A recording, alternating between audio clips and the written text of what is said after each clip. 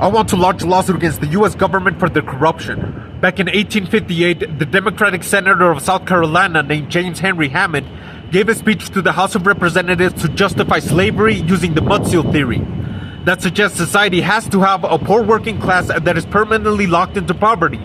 This upset the future first Republican president Abraham Lincoln, who was born into poverty and went on to become a lawyer. He gave a speech to counter the Mudsill Theory that included a strong point about labor versus capital, and how labor can exist without capital, but capital cannot exist without labor. And as such, labor is the most important of the two and shouldn't be devalued for the sake of capital. In other words, the rich shouldn't oppress the hard workers.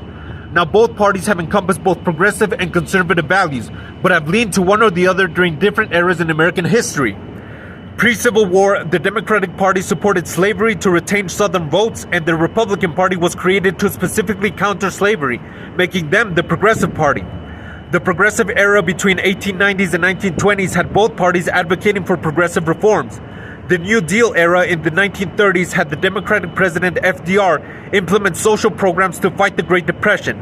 This era solidified the Democratic Party as the Progressive Party, and during the Civil Rights era, Democrats would slowly start to support civil rights movements, causing Southern Democrats to abandon the party and join the Republican Party, which was increasingly aligning itself with conservative policies.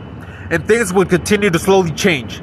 In 1951, Russell Kirk, the godfather of modern conservative movement, wrote a book that argued society must have classes to remain in order, and the middle class should not be allowed to become too wealthy or grow too big because it would lead to younger generations disobeying their elders, minorities forgetting their place, and women demanding equality with men, all of which would lead to the destruction of society.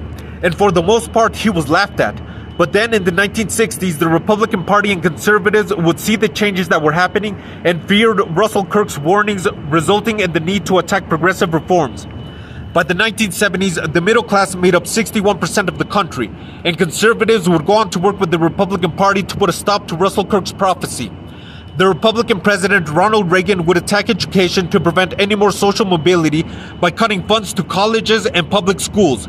Before this, 80% of college tuition was paid by the government. Now it's 20%. Next, he started dialing back on child labor laws and made it harder for unions to exist, ensuring the poor would stay poor and uneducated and the working class would remain powerless against the rich. And Bush Sr. would continue his work and making it so the Republican Party were now the ones pushing for the Mudsill Theory.